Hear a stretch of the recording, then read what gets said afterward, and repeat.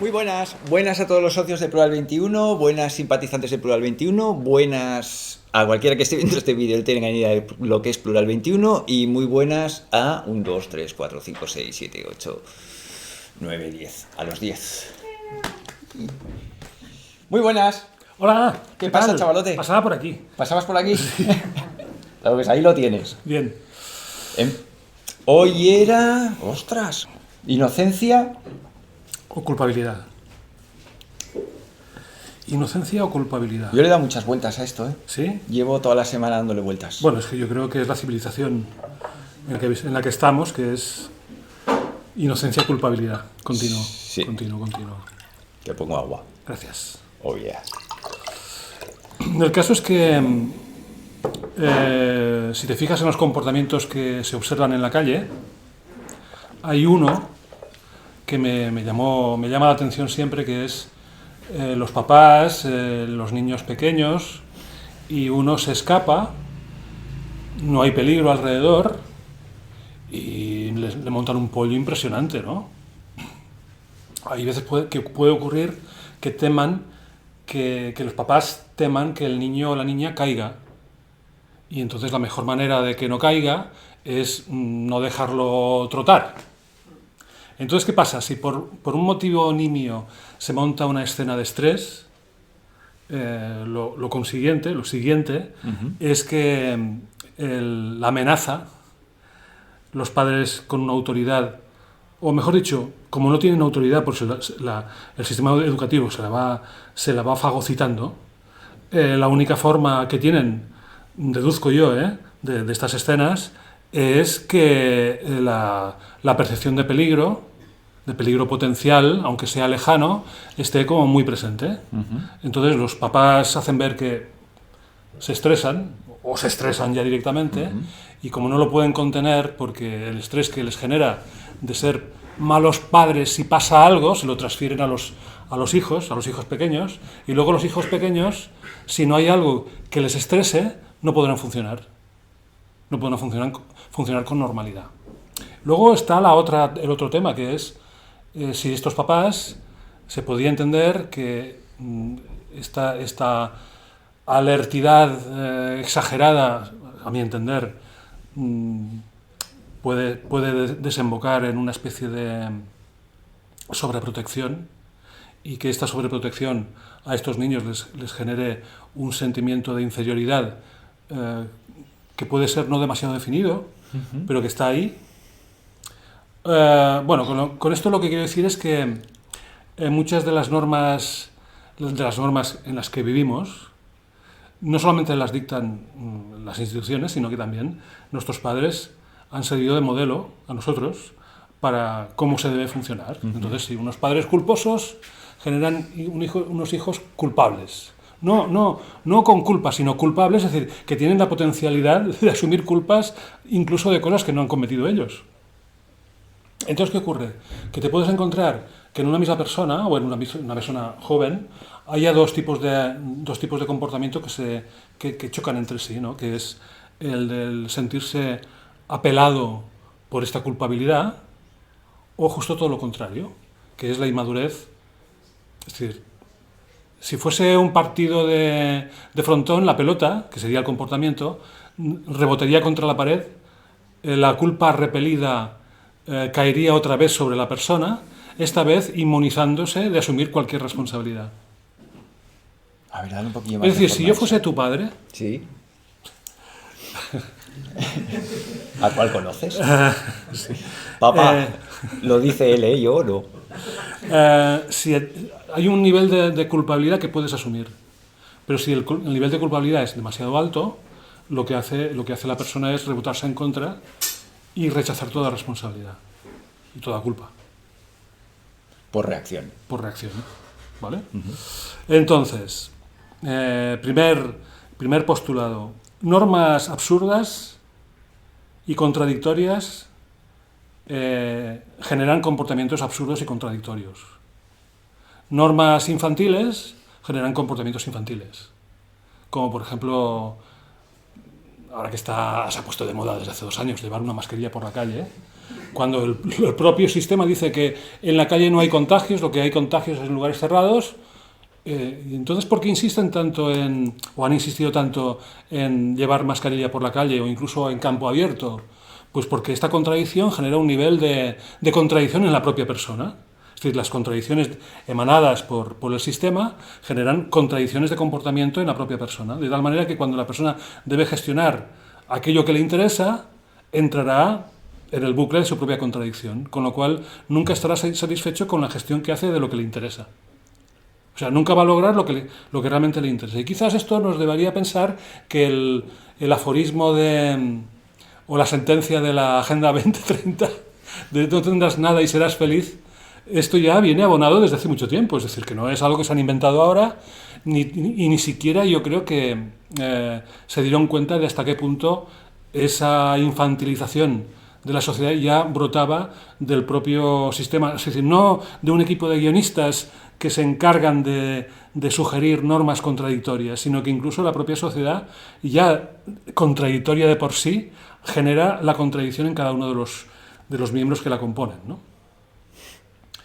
Bueno, por otro lado, también estamos como muy de moda en pasar por ideología, es decir, hacer que una cosa que es la propia decisión de la persona, su propia identidad, encaje en una ideología.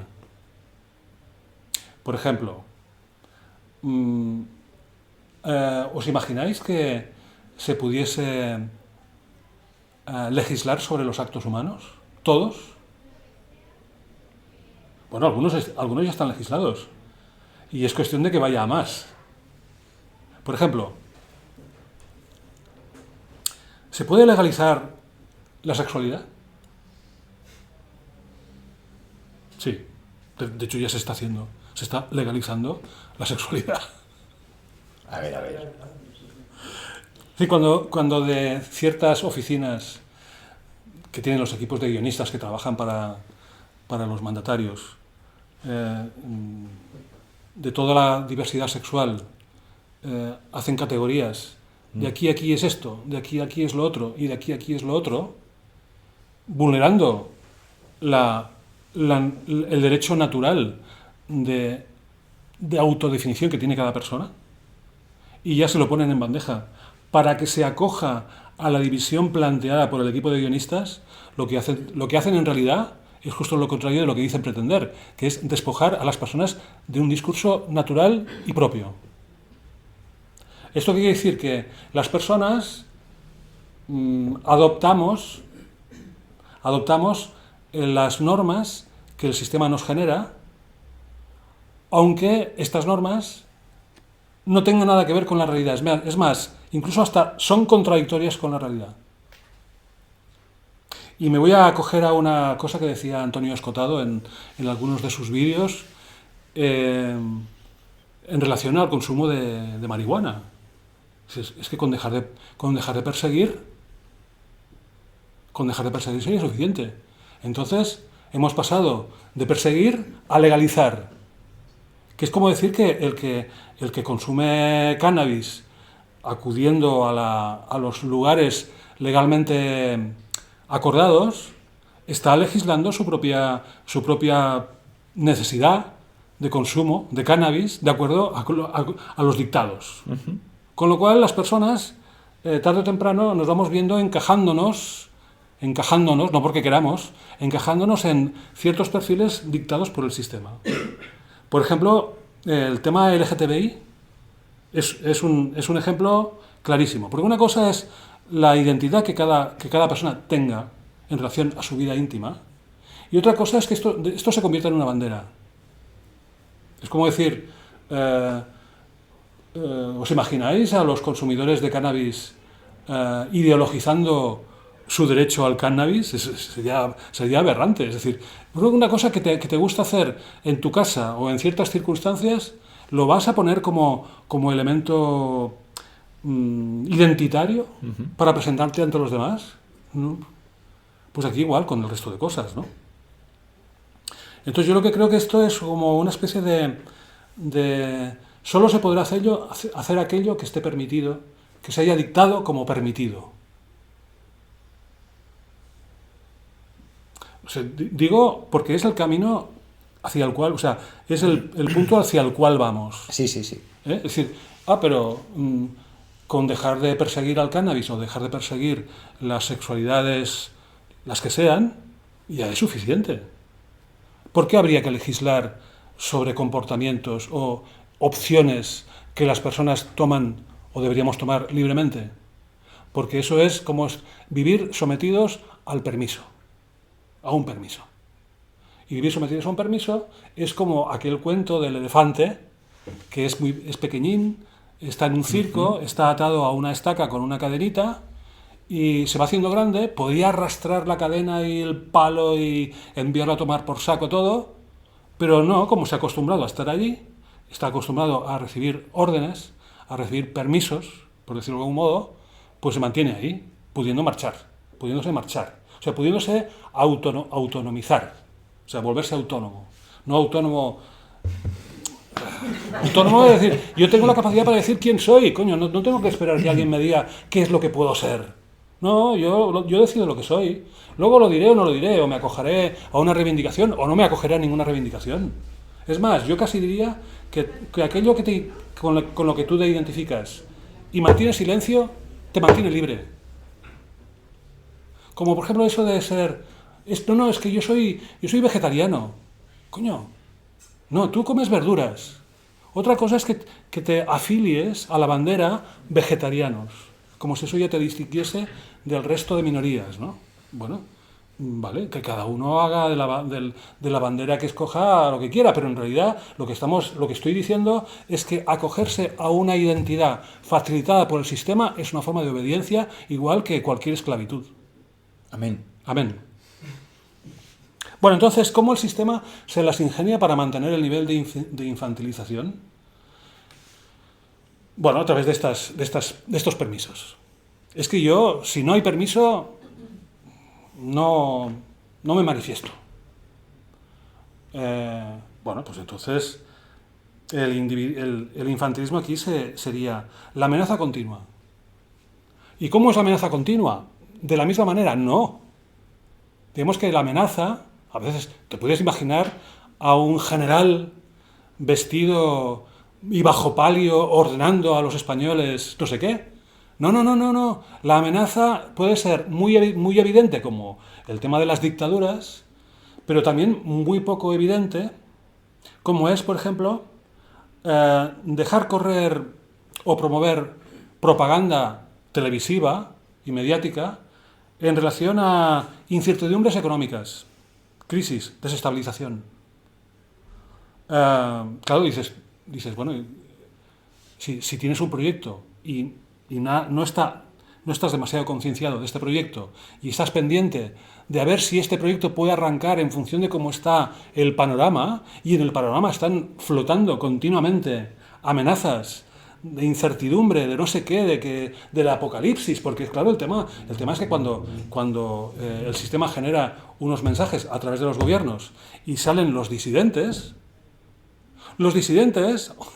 se den cuenta o no, acaban colaborando con la perpetuación del sistema.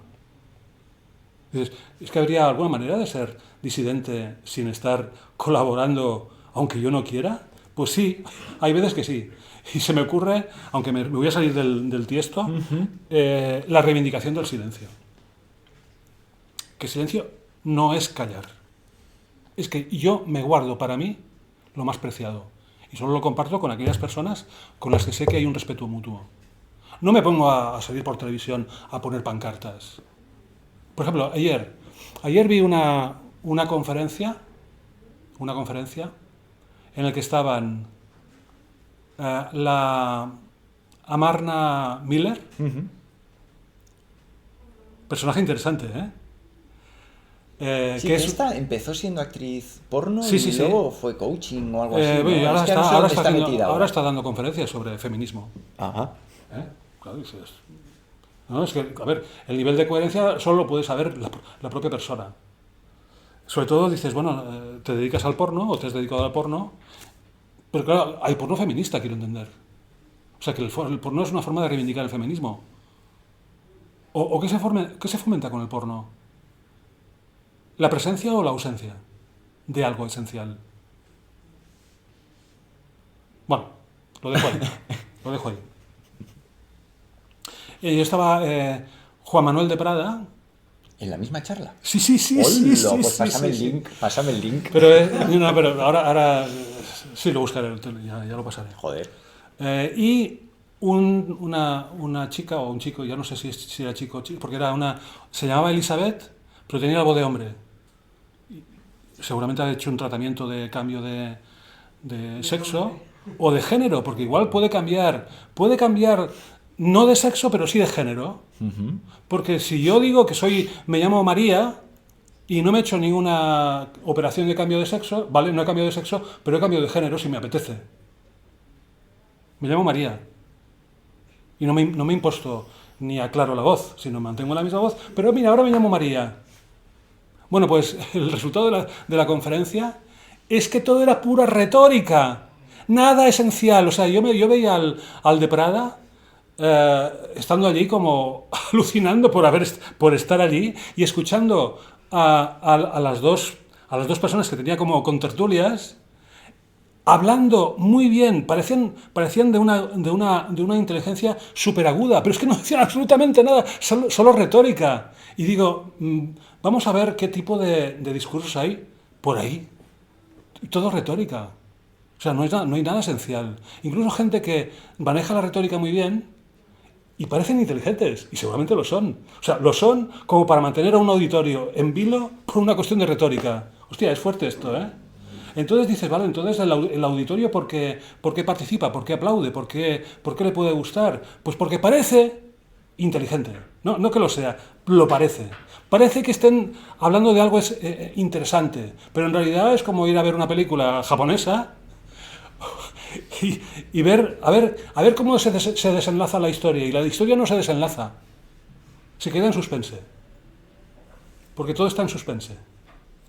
Entonces, ¿qué pasa? Que si no tienes un criterio claro acerca de lo que quieres hacer en la vida, con un criterio de cómo hay que hacerlo, a la que te pones la oreja sobre cómo está el panorama, cómo está el mundo, cómo están los estados de ánimo, dirías, es que no me atrevo a dar un paso porque puede cambiar todo en cuestión de momentos, ¿no?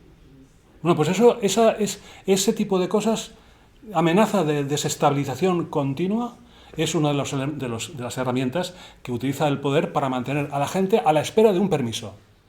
O lo que es lo mismo, a la espera en un estado infantil. En un estado infantil en el que el papá es el que sabe, es el que nos orienta, es el que nos dicta qué es lo que tenemos que hacer, qué es lo que no tenemos que hacer. Y así nos exculpamos de tomar decisiones particulares con las consecuencias que una decisión pueda generar en mis relaciones con los demás. Y aquí el que sepa un poco de astrología, Júpiter, el Júpiter de astrología, es el modo de pensar que adoptaría cualquier persona que quisiera estar a buenas migas con el poder. Es decir, si yo me dejo llevar por mi Júpiter, que todo el mundo tiene uno, mayor o menor acentuado, mayor o menormente acentuado, yo me preguntaría a mí mismo, cuando hay un debate entre posturas que no se llevan bien, el espectador, que soy yo, con respecto a favor de quién se posiciona. Normalmente, si las personas no tenemos un pensamiento mínimamente elaborado, nos pondremos al lado del que tenga la mejor retórica y la mejor imagen de poder. Una imagen de poder es el erudito. El que cumpla mejor con el patrón de... Con el patrón de... Esta persona nos da una seguridad, o un elemento al cual seguir. Pero entonces, claro, es una forma de decir, sigo buscando a mi papá que me diga lo que hay que hacer, en qué cosas me da permiso y en qué cosas no me da permiso. Entonces, un poco Júpiter y el equivalente social, que es la puesta en escena de los rituales. La puesta en escena de los rituales. Lo ves en el mundo del deporte, lo ves en el mundo de la política, lo ves en el mundo de la comunicación en general. O, por ejemplo, una cosa muy jupiteriana, que es, yo quiero entender que todos tenemos un pensamiento el cual nos ha llevado a ciertas conclusiones, traducido en forma de filosofía personal. Sin embargo, en las redes sociales, para darle fuerza a mi propio sesgo, busco una frase de un autor que genere autoridad en la audiencia para hacer ver que aquello en lo que yo pienso en realidad está secundado por cierto personaje. Con lo cual, otras opiniones que no sean estas no están a la altura de la categoría del personaje escogido. Con lo cual se está reproduciendo la idea de infantil, es decir, infantilismo a nivel de pensar, ¿no? Piensas, pero no quieres estructurarlo, no te apetece o no te atreves a estructurarlo por temor a que vean tus contradicciones, y entonces te busques a alguien que tenga una imagen pública solvente, de punto de vista solventemente contrastado. También es lo mismo, es una forma de infantilidad, que es recurrir al pensamiento de otro cuando cada persona debería tener unas prioridades, un criterio, un pensamiento y un discurso. Y entonces el sistema, y uno quizás cada cual sabrá, abdica de este derecho, que para mí es una obligación, a tener un discurso propio en favor del discurso colectivo. ¿Por qué? Porque las personas necesitamos ser aceptadas. Déjame que cuente una anécdota que me viene a la mente. Sí. Un amigo, estaba hablando con un amigo que el tipo es masón. Y un día, él, cuando viaja, hace por ir a ver a maestros espirituales de la zona a la que viaja. Y el tipo me decía, yo cuando voy a ver a un maestro espiritual, siempre les pregunto lo mismo. ¿Qué es aquello que tu maestro te explicó que más te impactó? ¿O cuál es la lección que tu maestro te dio que más te impactó? Dice, y ahí es donde ves el núcleo del sujeto. Y digo, ¿y tú qué responderías ante eso? Dice, pues mira, lo tengo clarísimo, tardé años en darme cuenta que había pasado aquel día, y estábamos mi maestro masón y yo en la biblioteca Rus, estábamos hablando y apareció una disconformidad. El maestro le decía X y el otro le decía Y. Y dice, entonces yo en un momento dado de la conversación le digo que es que fulanito de tal dice lo contrario a lo que tú dices. Y me levanto, voy a la biblioteca, cojo un libro, se lo abro por la hoja, se lo pongo encima y dice, mira, mira. Dice, y el tipo coge el libro, se levanta. Dice, el tipo, todo un maestro masón, vestido con su mandil, coge el libro y me dice, mira lo que hago con tu libro. Me lo paso por el culo. Flash, a mí no me importa saber lo que él dice sobre tal tema, yo quiero saber lo que tú piensas sobre este tema. Sí. ¿Sí? Sí, sí. Dice, hostia, claro, yo aprendí de masón ahí que yo iba... y de golpe veo que el maestro hace esto, que allí las formas son fundamentales, todo es... Tardé años en entender lo que había pasado ahí, pero con los años me di cuenta que aquello es la lección más importante que mi maestro me dio. Que en el fondo lo que le dijo es, tío, piensa por ti. Por eso, yo, como Groucho Marx, no me haría socio de un club que me admitiese. Ajá. Bueno, os podéis hacer socios de Plural 21, ¿eh? O sea, yo no me haría socio de ningún partido que pensase igual que yo. Porque entonces, si yo milito en ese partido, atribuiré al partido la razón del por qué pienso así. Ajá. O sea, que en realidad es un bucle en el que estamos, en el que no sabemos qué fue lo primero, si el huevo o la gallina. Si la sociedad o el individuo. O sea, ¿la sociedad influye sobre el individuo? ¿O si el individuo puede influir sobre la sociedad? Pero claro, como es una sociedad heredada, o sea, no es una sociedad que se acaba de generar, es una sociedad heredada, ya venía construida por nuestros padres, nuestros abuelos, tal, etcétera, etcétera. Y entonces, claro, el nivel de ética que es necesario aplicar para acabar con la moralidad debe ser mucho más fuerte en proporción. ¿Qué es la moralidad? La moralidad es la sociedad. ¿La gente va para allá? Vamos para allá. Eso es moralidad. Pero claro, saltarse esta moralidad, o eres un rebelde sin causa, O eres un loco. o si tienes una causa, entonces estás utilizando un comportamiento ético, que siempre es minoritario con respecto al pensamiento moral. Todo y que en un lenguaje más laxo se equipararía la ética con la moral, y pueden ser todo lo contrario. O sea, la gente hace esto, pero yo necesito hacer otra cosa. No por disidencia, sino porque para ser coherente conmigo mismo, ante una situación que acepta todo el mundo, yo tengo que actuar como siempre he venido actuando, lo más lógico y coherente posible. Claro, para mantener eso, en una vorágine de masificación y de miedo colectivo y tal, hay que tener una moralidad, una ética como muy presente.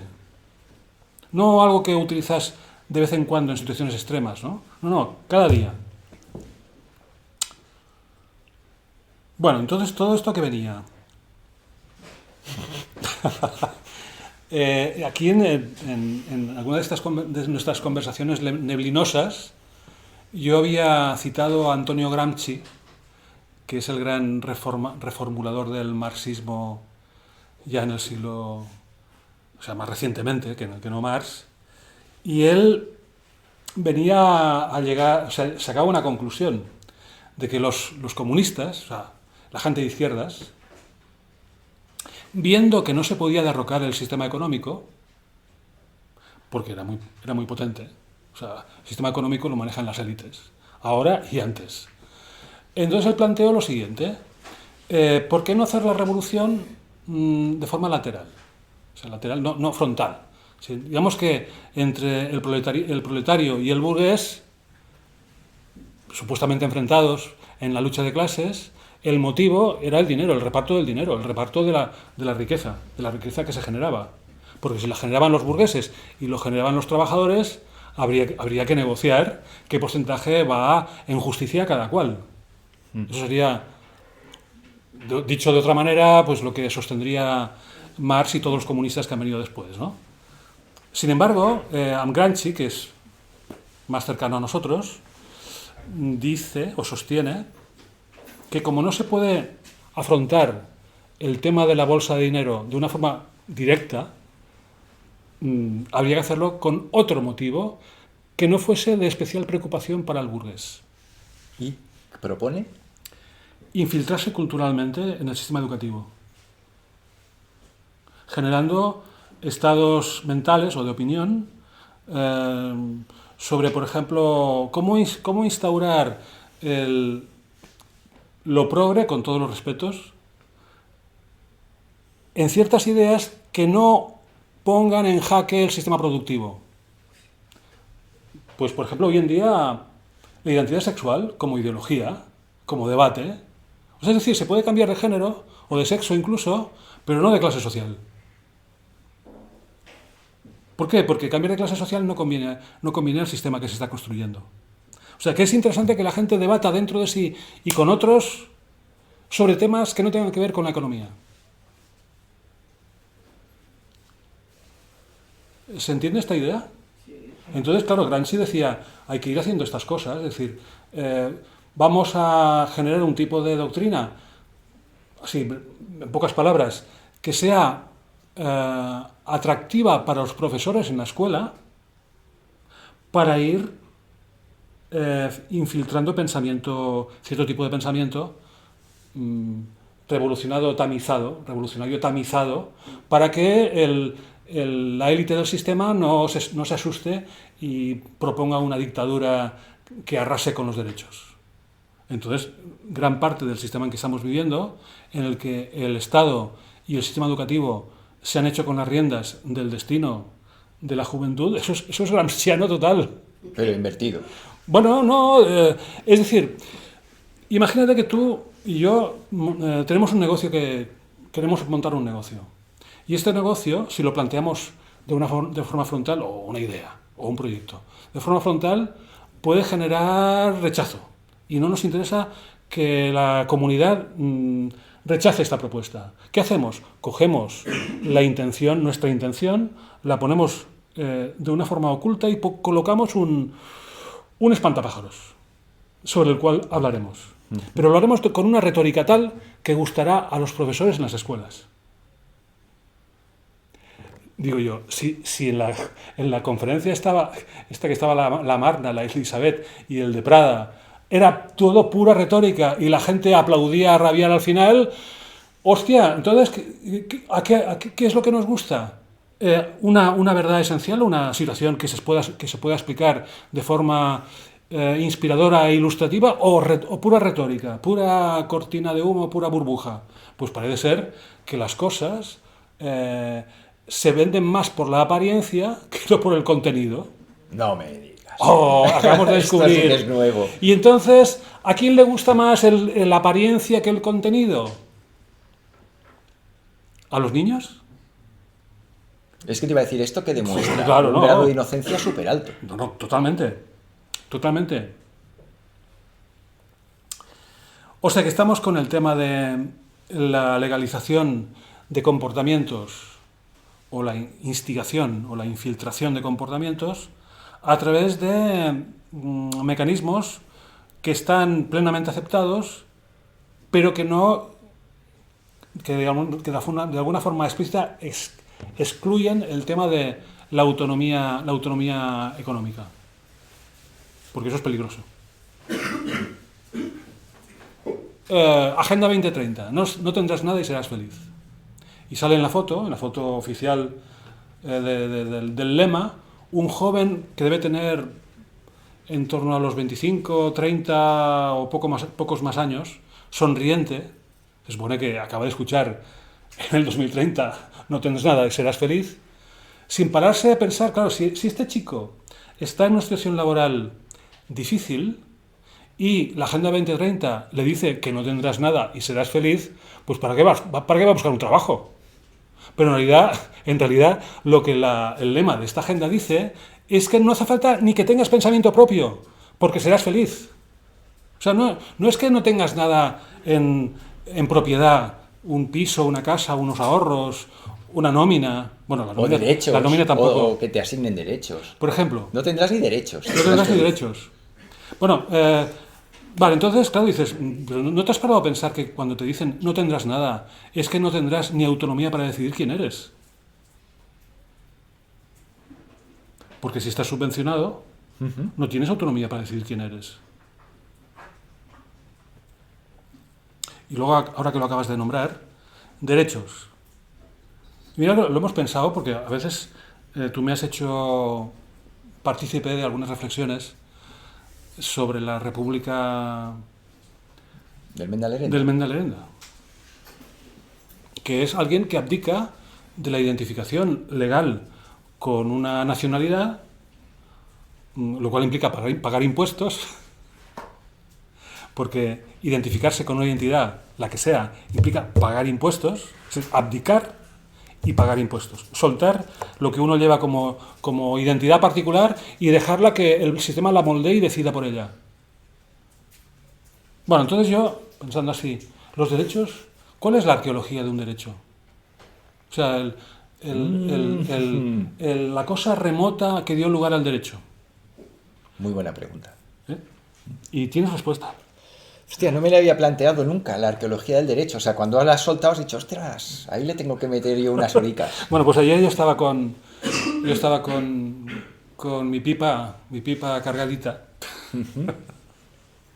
Y claro, cuando cargas la pipa, la cabeza te propone cosas que en un estado normal no asumirías, ni se te hubiese ocurrido pensar, ¿no? Y entonces llegué a la conclusión de que la raíz del derecho es una obligación superada. A ver, dale. No sé si podré. Inténtalo. No. Bueno. Propone un derecho. El derecho a la propiedad. El derecho a la propiedad. ¿De dónde viene el derecho a la propiedad? De la obligación a no ser propietario. de la obligación a no ser propietario. Es decir, si en el mundo feudal o prefeudal o en el Imperio Romano, en el que había cantidad de esclavos, que es lo mismo que la Agenda 2030, que no tenían nada. Y eran felices. Bueno, de hecho muchos empezaron a ir mal cuando se les dio la categoría de libertos. Señal de que para salir de la esclavitud tienes que estar muy convencido de que la libertad que asumas te va a obligar a ser totalmente coherente. Y ser totalmente coherente puede ser una cosa muy incómoda, porque implica pensar, y aquí ya hemos hablado más de una vez, que pensar, no seguir lemas, no seguir consignas, no seguir etiquetas creadas por el sistema para mantener el formateo mental, ¿no? Ponerse a pensar. Yo, por ejemplo, cuando escucho al de Prada, que es un tipo de derechas, digo, pero si yo pienso igual, y no soy de derechas. Entonces, ¿por qué cosa me estoy rigiendo? Me estoy rigiendo por un viejo patrón que también afectó a mi padre y a mis abuelos. Que ellos creían que eran de izquierdas, y yo también. Pero claro, digo, por ejemplo, uno de los artículos de Prada con respecto al tema de las mascarillas y tal, se lo envié a una persona que es afirmacionista total de las mascarillas. Y es de izquierdas. Dice, no, esta persona es facha. Ya ni lo leo. Coño. Pero entonces, si no lees a un facha, ¿cómo sabrás lo facha que eres? Si tú rechazas el planteamiento bastante coherente de alguien que tú tienes conceptualizado como facha y no lo lees porque le asignas el rol de indeseable, no sabrás hasta qué punto tú también puedes ser facha. Facha en sentido, pues la reivindicación de la tradición, la familia, todo aquello que se atribuía a la derecha, pero en realidad quien siempre vela más por la familia es la izquierda. La familia de los dirigentes, claro. Que esto quede bien claro. Es decir, en realidad, lo de la derecha y la izquierda es una forma de mantener articulada una ingeniería social siempre perpetuamente en marcha, porque a la que alguien se sitúe o sitúe a otros bajo la etiqueta A o B, o derecha-izquierda o lo que sea, inmediatamente has perdido toda tu solvencia y toda tu credibilidad. Con lo cual, has entregado tu pensamiento al sistema. Bueno, total que yo creo que Gramsci hay que releerlo con cierto interés. Porque gran parte de la obra la escribió en prisión, igual que el libro de Escotado, que fue escrito en prisión y que le sacó mucho partido. Y claro, el tipo se dio cuenta de Antonio y Gramsci, también Antonio. Está por ahí detrás. Vale, entonces, ¿cómo hacer para que no nos engañen? Mejor dicho, a ver, que nos engañen está claro, otra cosa es que nos dejemos engañar. O sea, tratan de engañarnos. A algunas personas los engañan y a otras personas no los engañan. Vale, entonces... Y a casi todos nos engañan por un lado y no nos engañan por otro. Exacto, o sea, a la que te descuidas... Te la han colado. Entonces, por ejemplo, una de las cosas que más se ha comentado en el último mes es que la guerra de Ucrania está tapando el discurso pro-COVID, ¿vale? Entonces la pregunta ¿es el COVID o la campaña que se ha hecho afirmacionista la cortina de humo para tapar lo que luego iba a ser la guerra de Ucrania? ¿O es al revés? Es decir, pensamos que una cortina de humo ocurre después del hecho a tapar. No tiene por qué.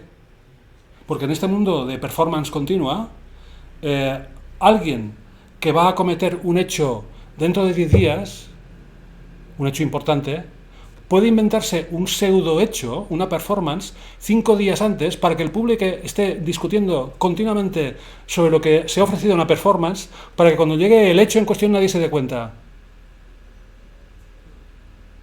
Entonces la pregunta, no, la guerra de Ucrania puede ser una cortina de humo para el COVID, pero ¿por qué no pensarlo al revés? El COVID, si los laboratorios con armas biológicas se han estado instalando de las últimas décadas en Europa y especialmente en Ucrania, pues vete tú a saber si no es la cuestión no tanto el COVID, la gran pandemia, o que realmente pensaban que o hacen lo de la pandemia ahora, o si se nos destapa que tenemos laboratorios biológicos en potencia de estar utilizando en perjuicio de la población. Claro, dices, entonces puede ser perfectamente que lo del COVID fuese una cortina de humo de lo que ha ido viniendo después.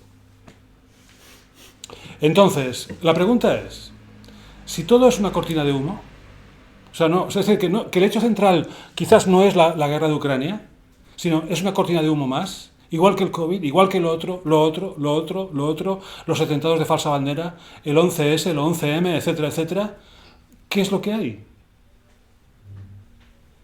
¿Qué es lo que hay? Pues la distracción continua. La distracción continua que una vez... La sociedad de las 3Ds, del 3D, que es que esto se lo oí el otro día a Carlos, que él dice que vivimos en una sociedad 3D, Ajá. que es la sociedad de la disolución, de la diversión y de la división. Entonces, constantemente te llevan a dividirte, a enemistarte con otro, a distraerte Sí. y a disolverte. Que no te enteres ni quién eres, y cuando digas, oye, espera, ¿quién soy? Te tira una distracción encima, ¡hostia! Perdón, que te he cortado. No, ya había dicho lo que pensaba, ¿eh? Bueno, entonces la cuestión, cortinas de humo. Si todo es una cortina de humo, con efectos trágicos, porque mucha gente en los experimentos sale perjudicada. O sea, cuando hablamos de que lo que están haciendo es un experimento, no es una cosa para relajar el asunto, sino esto es lo peligroso, que es un experimento. Y como es un experimento, tiene su qué de impunidad. Si fuese una cosa, esto lo vamos a hacer y lo vamos a cumplir hasta el final, ahora vamos viendo que las propias acciones de estas élites dejan como mucho hilo sin atar. Yo creo que la estrategia es, vale, se inician experimentos, no quieren enseñarnos el desenlace, o sea, no quieren que sepamos el desenlace, y lo que hacen es generar otro evento.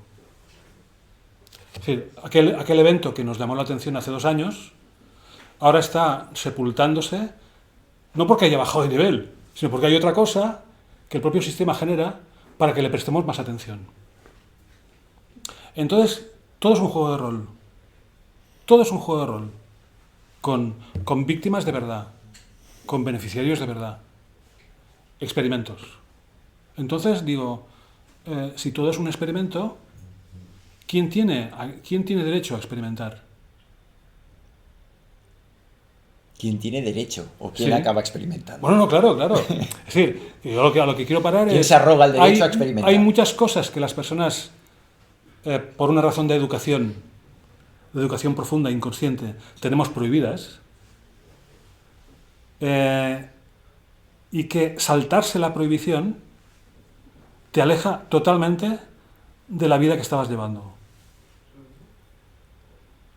Y alejarse de la vida que uno iba llevando supone romper vínculos. Y como las personas queremos ser aceptadas y hacemos muchísimas cosas sin darnos cuenta para mantener la aceptación, como por ejemplo renunciar a cosas, como por ejemplo a pensar o a sentir. Yo renuncio a sentir para mantener mis lazos con la comunidad. Como aquella figura, aquella entrada del hospital de Sant Pau, en donde hay una fuente en el medio y 2 escalinatas, ahora no, pero en la época en que se entraba por la puerta histórica y veías que un grupo de personas subían por el lado derecho de la escalera para llegar al mismo sitio Y todo el mundo que llegaba de nuevo se apuntaba con la masa, porque si la masa hace eso es lo que hay que hacer. Pero claro, pensar en irte por el otro lado, por el cual no iba nadie, sabiendo perfectamente, porque lo ves, que va al mismo lugar, implica tomar una determinación. Dices, hostia, es que cansado es, por Dios, tomar determinaciones. Salirse del contexto ovejunil. Es que es muy esforzado eso. Entonces, el origen del derecho está en una obligación.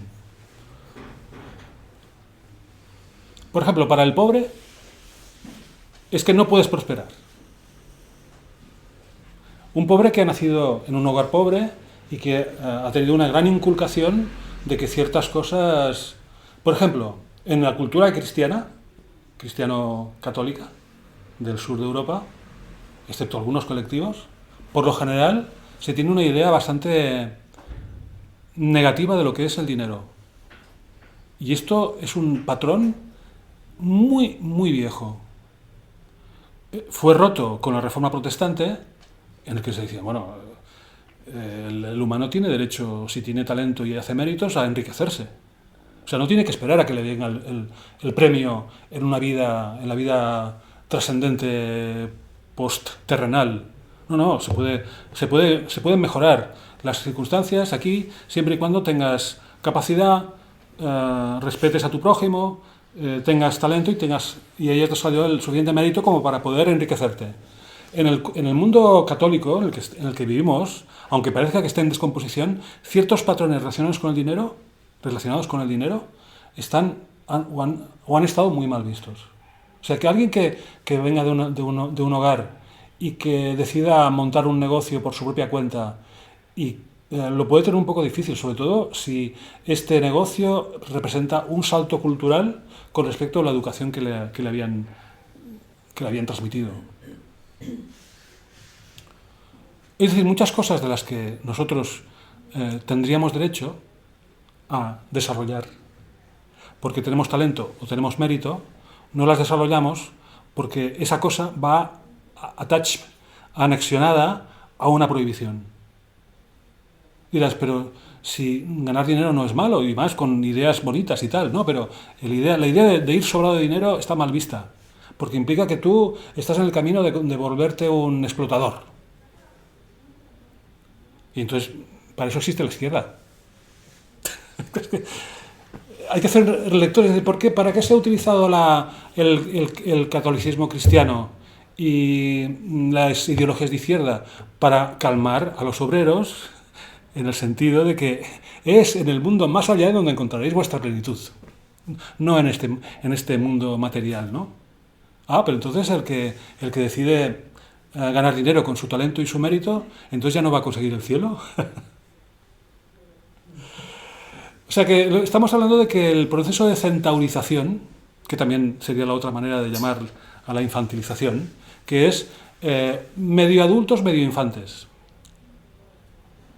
Medio adultos, que tenemos la capacidad para pensar y para decidir y para hacer una vida mejor, al mismo tiempo hay pensamientos que se mantienen todavía en el ámbito infantil. Pensamientos como... ¿Cómo se le llama? Implantes en nuestra mente, ¿no? O sea, esto no es posible, esto no te corresponde, esto no es real, déjalo correr, ante una idea propia, ¿no?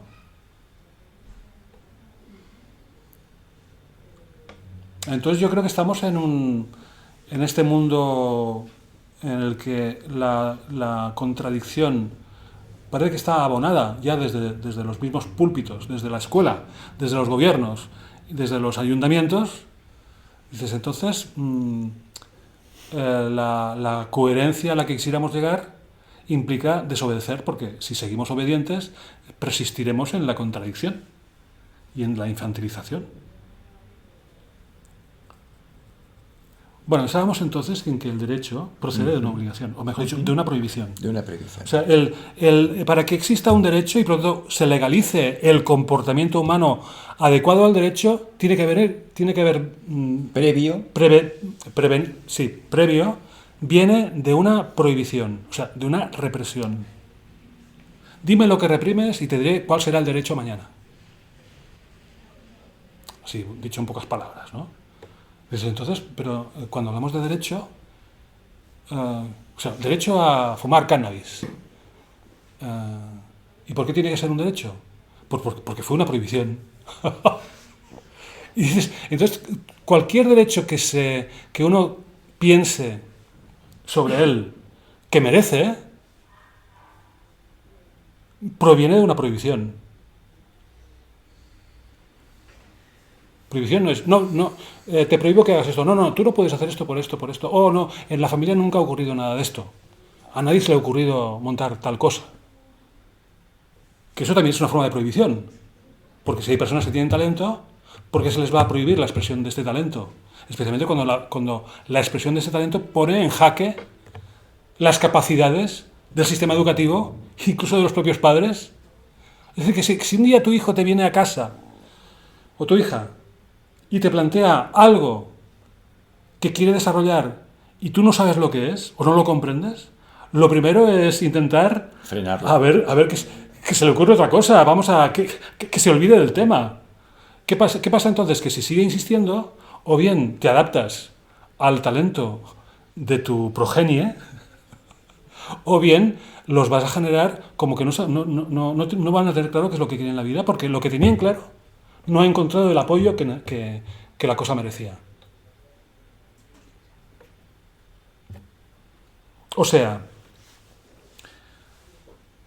cuando alguien escuche o se escuche decir a sí mismo algo relacionado a lo que para mí sería un derecho inalienable, no penséis en términos de qué es lo que hay que hacer, sino qué es lo que hay que dejar de hacer.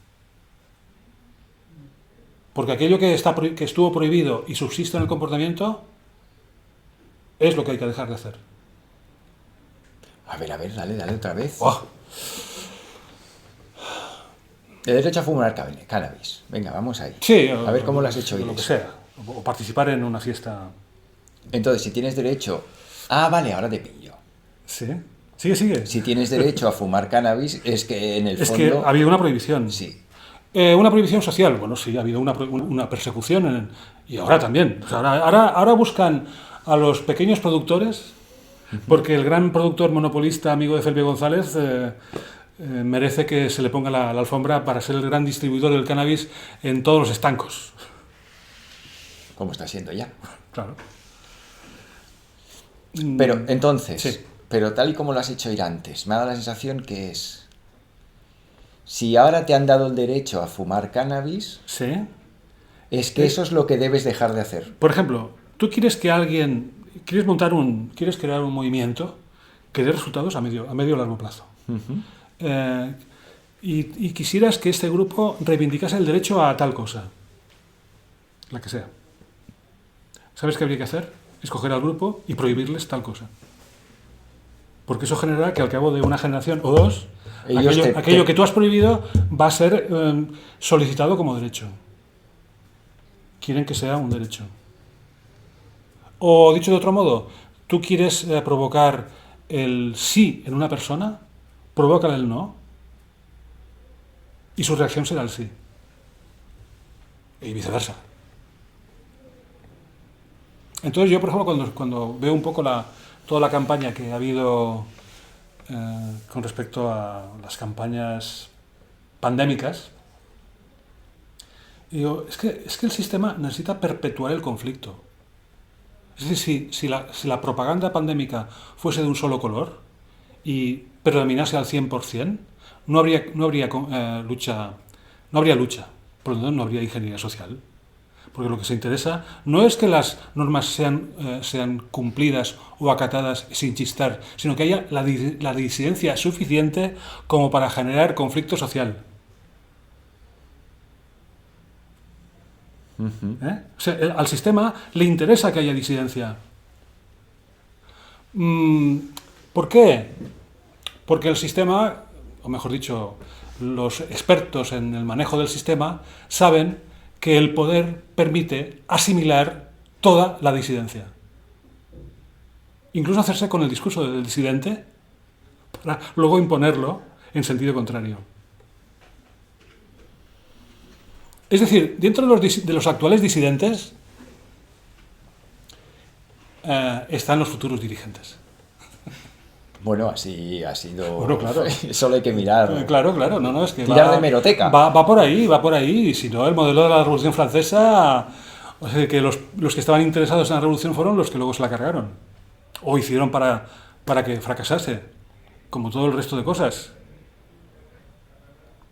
Bueno, lo de ayer, claro, yo estaba ahí en el sofá y digo, ostras, claro, para que algo tenga que tener un permiso, tiene que estar prohibido. Si no, ¿qué sentido tiene pedir permiso? Si es que no está prohibido. Uh-huh.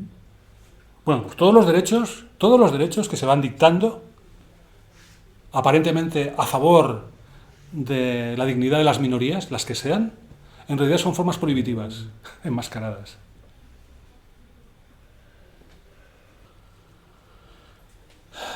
Bueno, luego el tránsito de Plutón por Capricornio es que está... Claro, ¿Qué nos espera? El Plutón en Capricornio, claro, le quedan 2 o 3 grados, ¿no? Y el Plutón en Capricornio es... el emperador va desnudo finalmente, pero una gran mayoría de la población sigue insistiendo en verlo vestido, aunque no lo esté.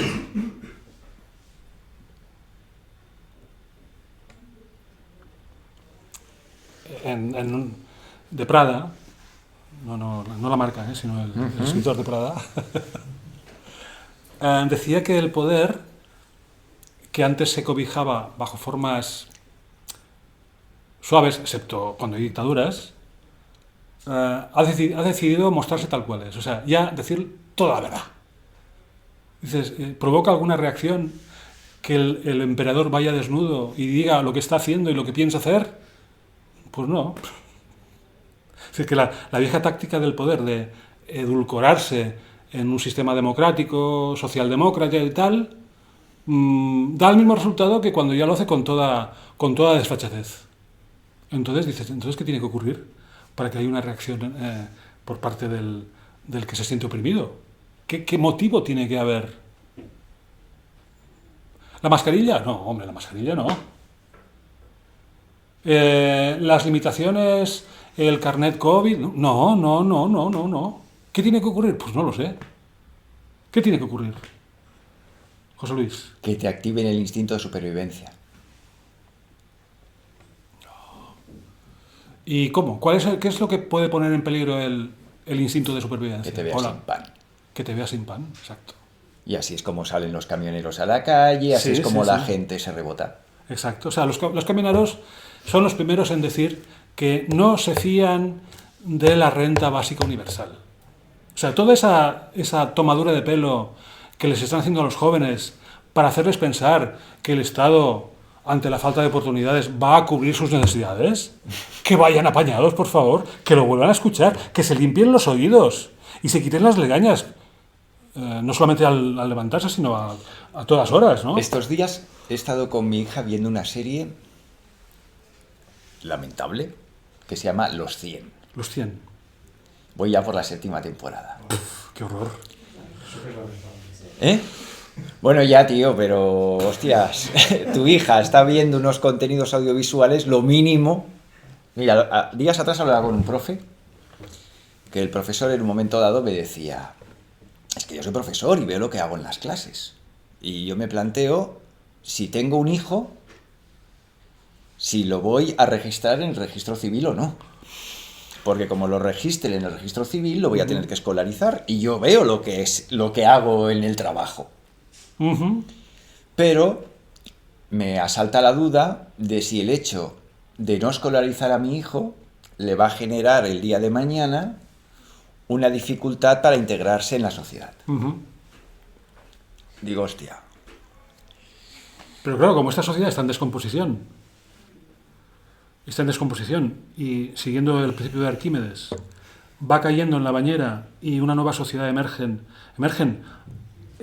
articulándose, porque no estaba articulada. Imagínate que ahora este padre, que eres tú, y otras personas, ostras, cada vez somos más. Por ejemplo, si el objetivo fuese imponer por obligación y para siempre una vacuna, lo que está ocurriendo es que cada vez hay más personas que no quieren ponerse una vacuna. Incluso gente que se ha vacunado la primera y la segunda y que dice, la tercera ya no me cogen. Y si la tercera no le cogen, ni la cuarta, ni la quinta, ni la sexta, Bueno, ni la séptima. espérate. Quiero entender, yo es que estoy optimista hoy. Espérate, que yo esto que dices lo quiero ver con mis ojitos. No, a ver, pero el asunto es, si el sistema cada vez va progresando en generar disgustos, incoherencias en las familias, habrá un momento en que las personas dirán, pues si hay padres y madres y profesores y profesoras que se están dando cuenta, habrá un momento en que habrá algún tipo de coordinación, entiendo, para generar y procurar cambios. ¿Vale? Plutón en Capricornio.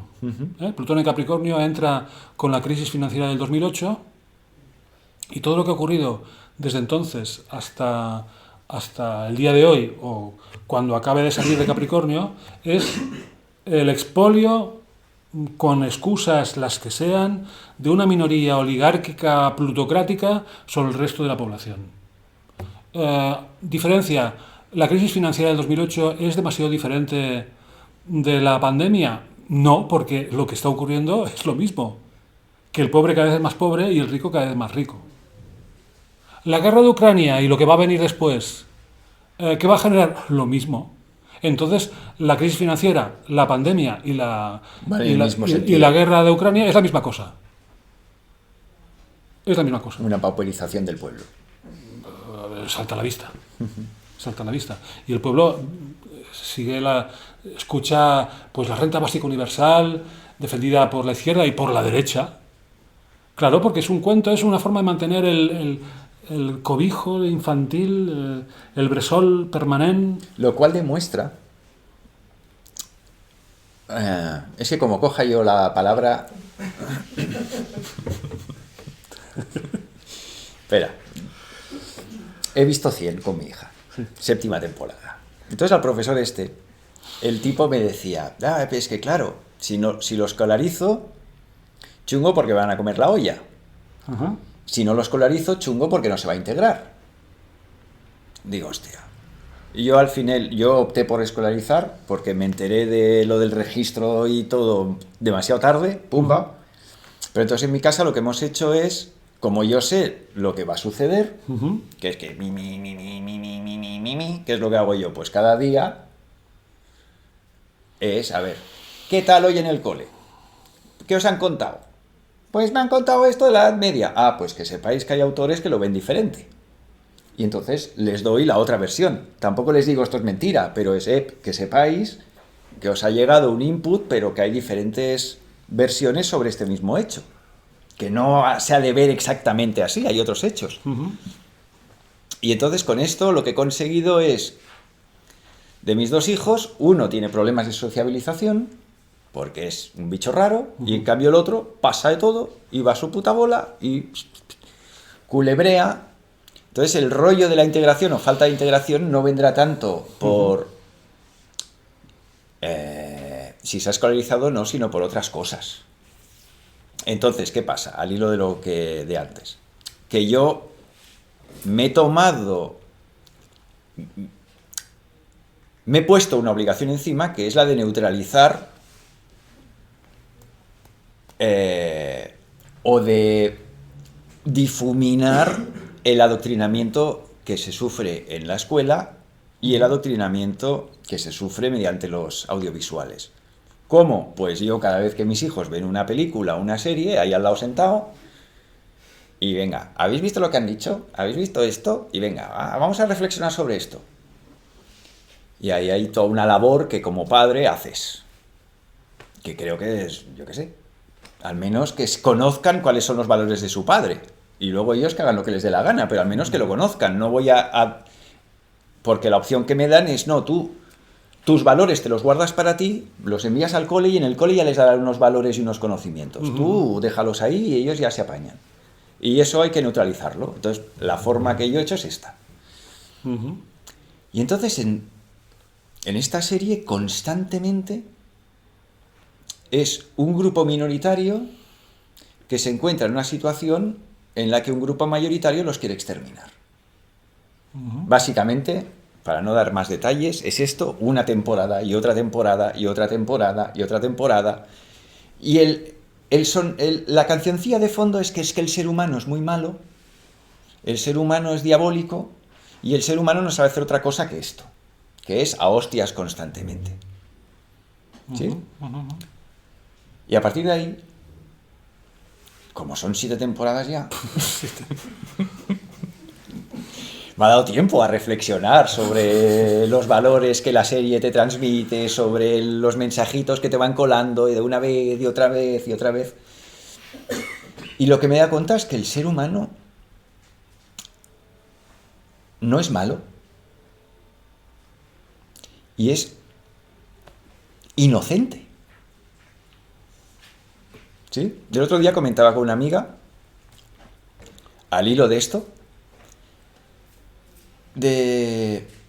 a mí una cosa que me chocaba mucho, de siempre, los españoles con Colón llegan a América, puf, paf, pif, y en 2 telediarios tenían cristianizada América.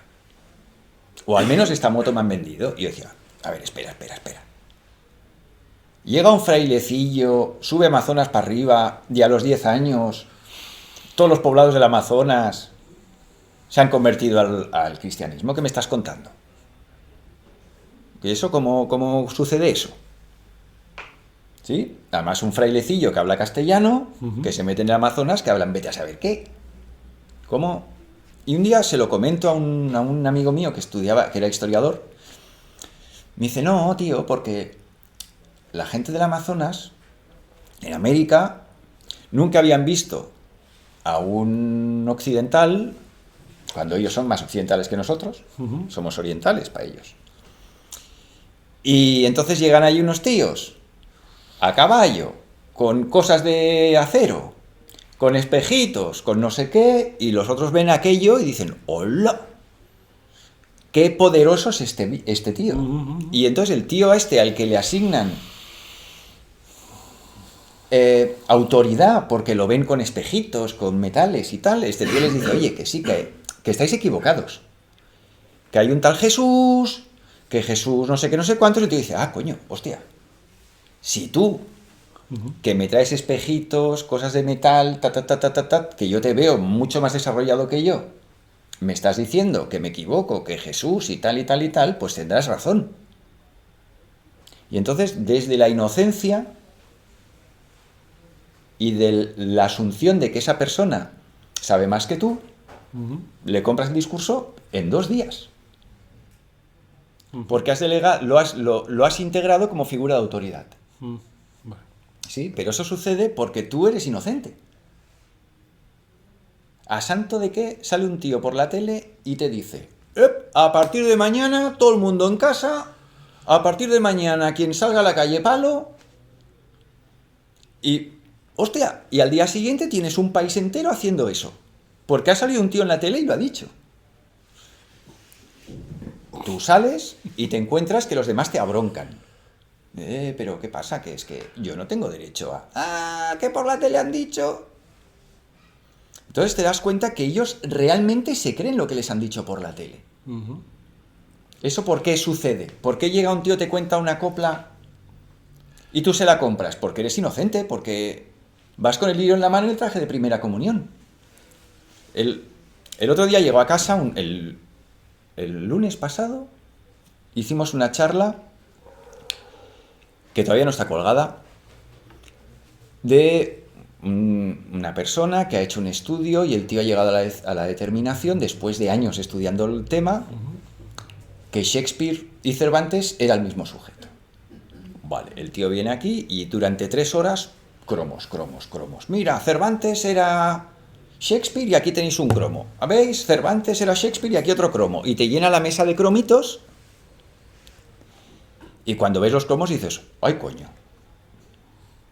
Pues si no, lo que dice este tipo de tonto no lo parece. ¿Sí? Entonces llego a casa y mi mujer me dice, ¿qué tal, cómo ha ido la charla? Que, joder, que son las 10:30 y ahora llegas. Digo, no, el tío ha empezado a hablar, ¿y qué tal? Digo, pues muy guay. ¿Pero te ha convencido? Digo, es que no se trata de que me convenzan. Yo qué coño sé si Cervantes y Shakespeare era el mismo tío. A mí de pequeño en el cole me vino un tío y me dijo, oye, que Cervantes es este, Shakespeare es este otro, cada uno hizo sus cosas y yo me lo tragué. Y ahora llega otro hombre y te pone tarjetitas sobre la mesa y dice, oye, pues si te lo tragaste fue porque te dio la gana. Porque mira, yo te ordeno esto de esta manera y ¿ahora qué?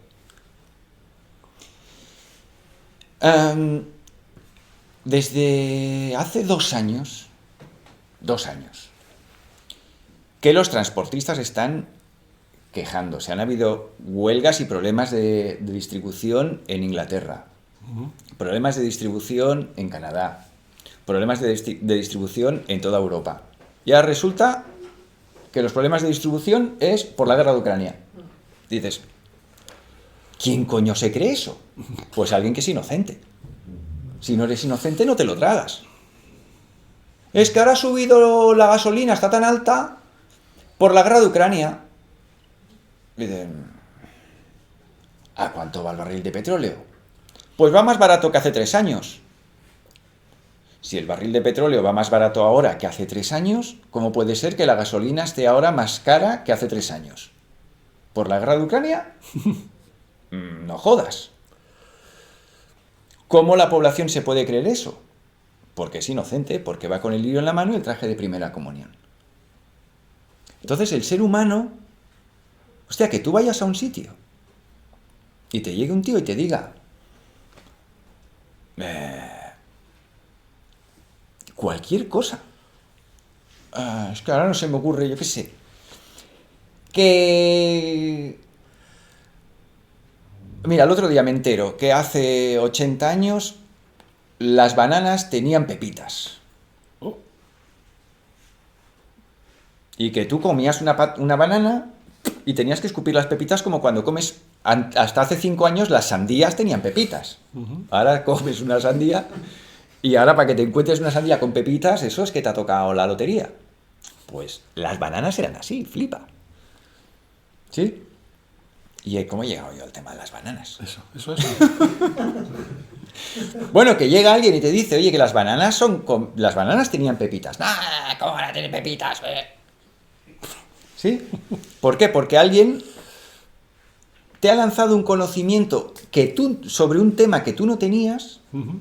Cervantes y Shakespeare son 2 personas diferentes.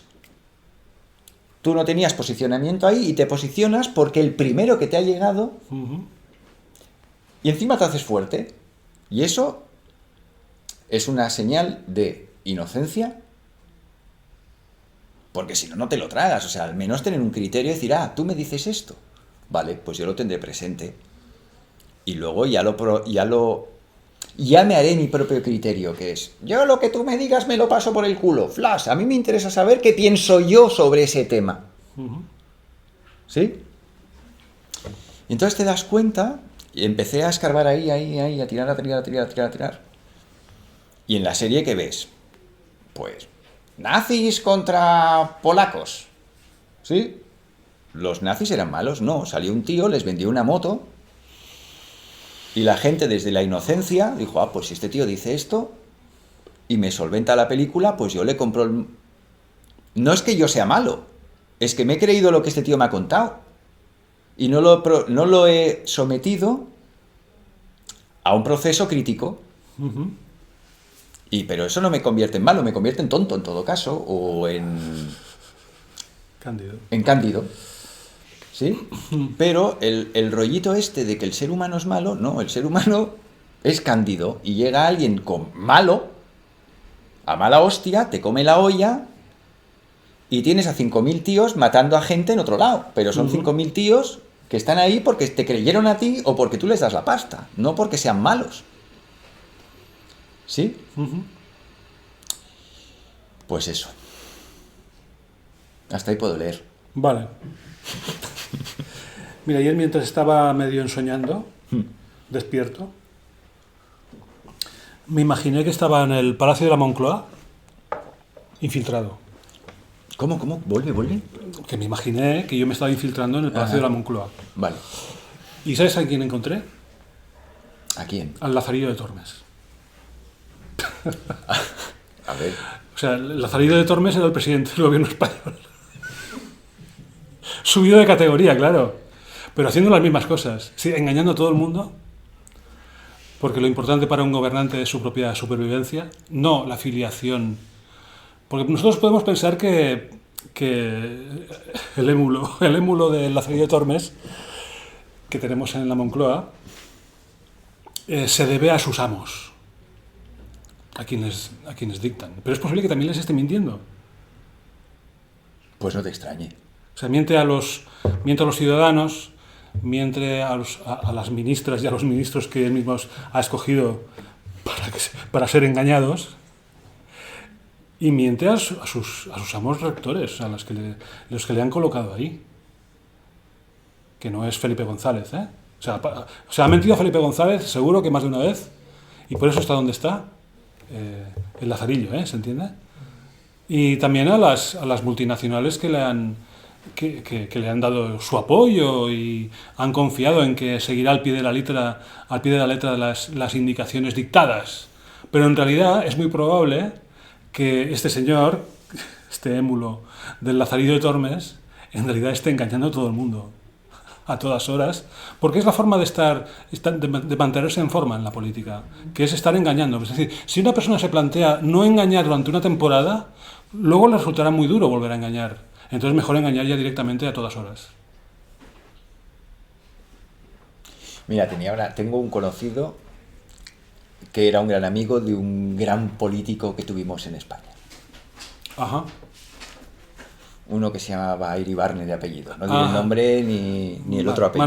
Manuel. Bueno, Manuel. Se me ha escapado. Vale. Y el tipo me explicaba que en varias ocasiones él había asistido a los momentos previos a un meeting. Uh-huh. En el back office, ¿vale? Y dice, llegaba Fraga 2 horas antes o hora y media antes del meeting a un pueblo y cogía a los 4 de Alianza Popular del pueblo y decía, bueno, va, dice así, bueno, ¿qué problemas hay en este pueblo? ¿La gente de qué se queja? ¿La gente qué es lo que quiere? Y el tío en media hora, 3/4 se empapaba de, no hay, el polideportivo no funciona bien, hay una fábrica que la quieren cerrar, en la acequia que ya se ha roto, hay gente que se queja de que en tal urbanización no se asfalta, venga. Salía el tío al escenario, oye, como si hubiera vivido en el puto pueblo toda la vida. Se sabía, y no se sabía una mierda, era lo que media hora antes le habían contado. Sí. Y la gente del pueblo, ¡Fraga! ¡Fraga! Y luego, pues se llevaba su rédito electoral del pueblo ese. Cuando el tío no tenía ni idea. Media hora antes había hecho un cuadro o un dibujo, qué temas interesan, pim pam, sobre eso lo hacía liar todo. Pues a ver lo que hará nuestro amiguito el Lazarillo de Tormes. Bueno, la picaresca española es una fuente de inspiración para la política. Yo creo que los ciudadanos tendríamos que leer este tipo de libros para saber con quién nos vamos a encontrar en el Palacio de Moncloa. Déjame un momento, que mira, Bele Parisi dice, la inocencia está libre de culpa, la ignorancia no. La inocencia está libre de culpa, la ignorancia no, siempre y cuando no seas un niño. No, y una cosa todavía más grave. Hoy en día, a ver, teniendo conexión a Internet y buscando ciertos navegadores o motores de búsqueda que no sea Google, una persona que quiera saber mínimamente qué es lo que está ocurriendo o si hay alguna explicación ante el dictamen oficial, ante el dictado oficial, puede ponerse. Dirás, a ver, yo soy favorable a tal cosa, pero me gustaría conocer gente que fuese disidente de esta idea. ¿Por qué? Porque si yo quiero defender esta idea, si comprendo los argumentos de los disidentes, tendré más herramientas para construir mi propio argumento. Por lo tanto, el disidente, aunque vaya en contra de mis intereses, es alguien o algo que yo debo apreciar. ¿Por qué? Porque me está enriqueciendo. Total, que ayer, Ujú, pensando en lo de hoy, ujú. se me ocurrió, salió de mi mente profunda una palabra que es la mandación. Mandación. Mandación. A ver, Dirás, desarrolla. y yo pensaba, ¿esto es un invento? O... No, no, esta palabra existe en la RAE, pero pone palabra en desuso, Ajá. en lugar de mandato. ¿Vale? Pero el concepto de mandación implica una relación. Una relación y un consentimiento por parte de todas las personas que están dentro de esa mandación. En cambio, un mandato es otra cosa. Todo y que la RAE asimila mandación con mandato. Un mandato es no tomar agua de este vaso. Este es el mandato. Pero si yo, que tengo poder para propongo prohibir beber de este vaso y tú aceptas activamente, O sea, si te lo compro. si lo compras, claro, el mandato se convierte en una relación que afecta a dos partes, la persona que dicta y la persona que obedece. Claro, mandación es ¿qué ocurre para que algo que transmite un portavoz del poder sea recogido afirmativamente? No puede quedarse solamente en un mandato, tiene que ser mandación. En la medida en que el obediente llega a pensar que es necesario obedecer para poder sobrevivir. O sea, un mandato, bueno, puede ser una norma Ahí es. incluyente o excluyente, pero una mandación implica una relación más profunda que el hecho de emitir un mandato. O sea, hay un nivel de complicidad entre el obediente y el que manda que la simple palabra mandato a mí no me lo sugiere. La palabra mandación sí. Por ejemplo, aquí he comentado alguna vez una amiga que es afirmacionista y que todo lo que decía Pedro Sánchez, o sea, el Lazarillo de Tormes, era totalmente de acuerdo, ¿no? Total que ella, que había trabajado en un hospital y que ahora está jubilada, no tenía muy claro de vacunarse. Porque ella, como ocurre en muchos estamentos hospitalarios, recomienda a los pacientes una cosa, pero ella Hace otra. medicina herbaria, homeopatía, etcétera, etcétera. Bueno, total que resulta que la hija es más afirmacionista que ella y al final se ha vacunado porque su hija no la dejaba en paz. La hija, que tenía temor de ser mala hija si no conminaba a su madre a vacunarse, ahora se ha encontrado que la madre ha estado enferma fuertemente debido a las consecuencias de las dosis que le inyectaron, ¿no? ¿Y eso por qué lo decía? Por la mandación. Sí, sí. Claro, es decir, en un momento dado esta persona, yo le planteé, tiempo atrás, ¿quieres ver a Pedro Sánchez haciendo Vale. una donación Es a la nuestra amiga fundación? ya. Sí, sí. Bueno, entonces, dice, no quiero verlo, porque ya es pro Pedro Sánchez. Entonces, ¿cómo puedes aceptar que tu presidente del gobierno, en quien confías ciegamente, esté haciendo un acto como ese justo antes de la pandemia, justo antes de que empezase, ¿no? No, porque si yo quiero vivir felizmente, no puedo ver ciertos detalles escabrosos de la vida porque me llevarían a pensar, ¡qué horror! Pensar por cuenta propia. Hay que huir de eso, como de la peste. Bueno, total, que finalmente ya me ha comentado, porque esto fue hace un par de semanas, que los efectos secundarios de la vacunación fueron refrendados por su médica del CAP correspondiente.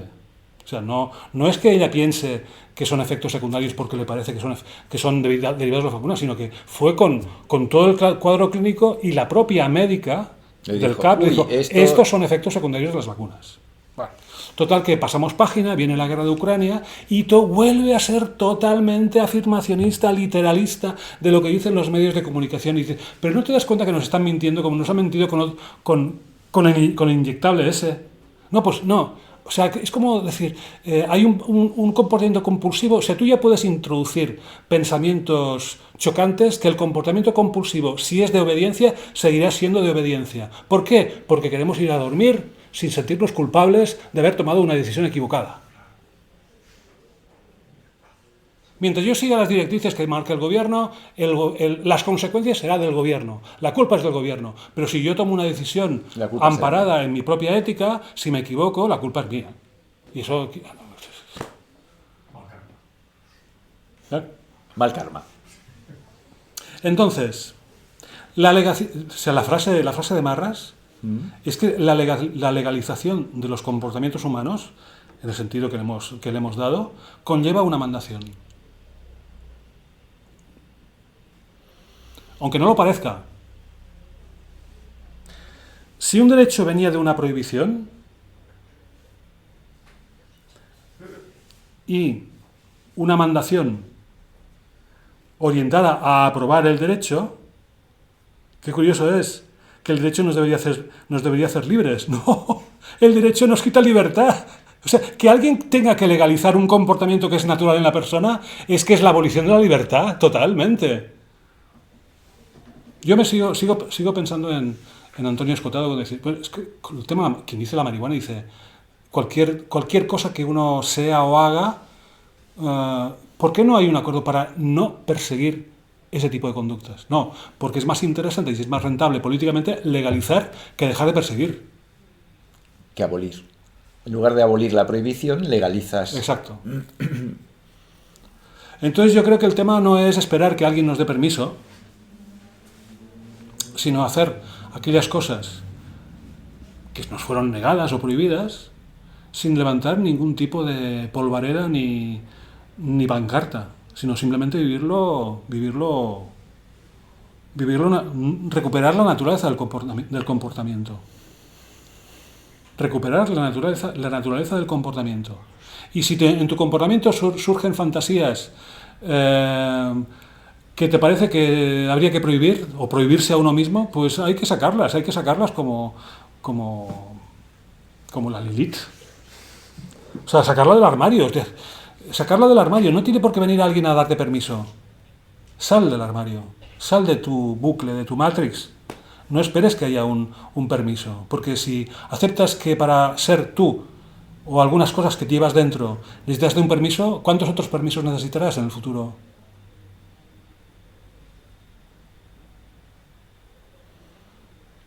Y eso es lo que hay. ¿Cuántas prohibiciones lleváis encima? Sin darnos cuenta, ¿eh? ¿Cuántas prohibiciones? Si coges las prohibiciones, coges una balanza, las prohibiciones, las pones en un lado de la balanza, cae, mientras que el platillo de las fantasías sube. Porque todo aquello que se prohíbe se convierte en fantasía. ¿Y qué pasa? Que cuanto más legalizado está el comportamiento, más tiene el humano, para sentirse mínimamente vivo, que imaginarse un mundo sin normas. En que la felicidad fuese posible en cualquiera de sus maneras. Si tenemos que esperar a legalizar la felicidad para poder ser felices... Claro, es que a mí cuando hay un derecho que no es un derecho. Sí. Aunque estamos súper acostumbrados a utilizar la palabra derecho, que es el derecho a la vida. Sí. Porque la vida no se puede estipular como derecho, puesto que es un hecho. ¿Sí? Sí. Entonces, ¿qué sentido tiene hablar de derecho a la vida? ¿Tú estás vivo? Sí, pues ya está. O sea, yo tengo derecho a fumar marihuana. ¿Puedo realizar ese acto? Sí, te doy el derecho. ¿Puedo realizar el acto de tener una vivienda de mi propiedad? Sí, tienes el derecho a la vivienda. ¿Puedo realizar el acto de andar por la calle libremente? Sí, tienes el derecho a moverte. Pero no puedes hablar en términos de derecho a la vida o no. Yeah. Porque es un hecho. No es un derecho, es un hecho. Sí. Pero nos lo han metido ahí. Entonces, al tema este que tú estabas diciendo, de si te hablan de licencias o de derechos para hacer algo, te han metido en ese paquete el propio hecho de estar vivo. ¿Sí? Sí. Con lo cual, te están enmarañando. El registro civil.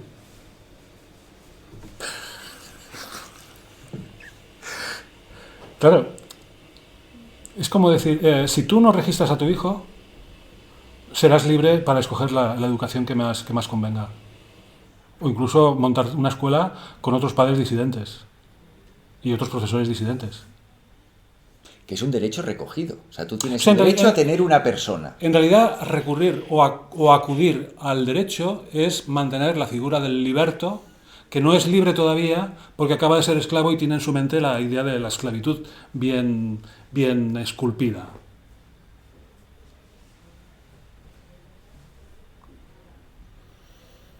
Entonces el derecho a la vida es un empuje subliminal a algún día podré vivir plenamente. Te abre esa... El derecho a la vida. Que te hablen de vida en términos de derechos. El derecho a ser tú. Claro, en el fondo es... Tú tienes el derecho a ser tú, a ver si lo consigues. Es esto lo que te están diciendo. Pero también hay que entender que este derecho a ser uno mismo o construir la propia realidad, que cada uno construye su propia realidad, ha sido el paradigma del neoliberalismo, que es la exaltación de la individualidad, la destrucción de los vínculos o la disolución o el aguamiento de los vínculos. ¿Y qué ocurre? Que cuando hay que emprender una acción colectiva en pro de la dignidad de la existencia, no hay movilización. O sea, no hay hábito a hacer las cosas grupalmente. A gran escala, sino grupalmente cada familia... Salvo que no veas en peligro tu propia vida. Claro. Y al contrario, pero estás en peligro, ahora sal a aplaudir a las 8 de la noche cada tarde. Exacto. Y la gente sale. Claro. En masa. Sí. ¿Sí?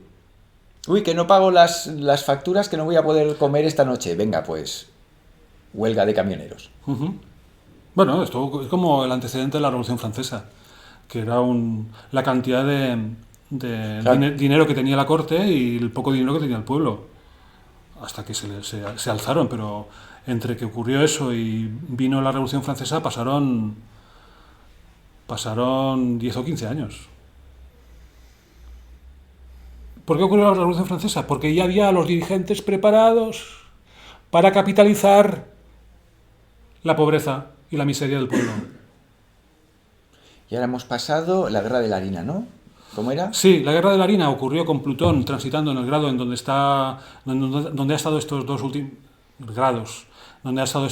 años, y la Revolución Francesa ocurrió con Plutón en el centro del signo de Acuario, con lo cual hasta que llegue ahí, primero va a salir de Capricornio, entrará el año que viene, ya lo tenemos en Acuario, pero para que llegue a la mitad, pues pasarán 30 años, 20. No tanto, pero dices, el futuro dirigente antisistema, o sea, el futuro dirigente pro sistema, hoy es dirigente antisistema.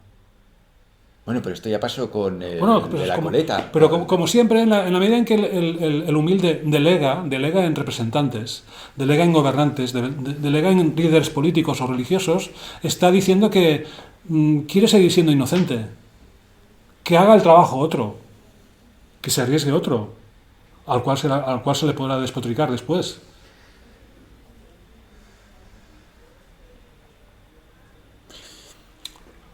Mira lo que dicen aquí. ¿El derecho a la eutanasia viene del deber a la vida?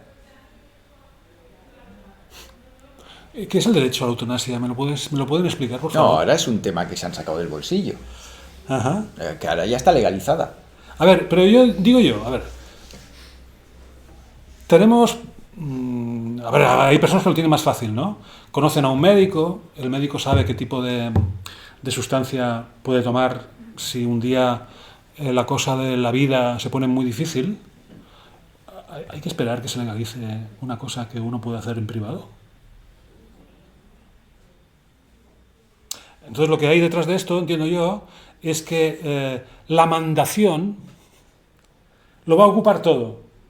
O sea, ¿quieres hacer tal cosa? Ah, no sabemos si eso está legalizado. ¿Quieres vivir? Ah, no sabemos si está legalizado. ¿Quieres morir? No sabemos si eso está legalizado. O sea, yo creo que vamos hacia un proceso en el que todos los comportamientos van a pretenderse que estén regulados, puestos en el BOE o en donde sea. Dirás, pero ¿no nos damos cuenta de que eso no es necesario? No es necesario para una sociedad que mínimamente funcione, no como una dictadura, sino como una suma de caos. O sea, el caos es el verdadero gobernante. Y la quimera y la entelequia del gobernante en ciernes, es controlar el caos y someterlo a las directrices del BOE. Pero la vida nunca ha funcionado así, porque cualquier experimento que se haya hecho para imponer una visión monolítica desde un gobernante ha acabado mal. Y lo que ha predominado es que las zonas caóticas de la historia son mucho más determinantes que las zonas ordenadas.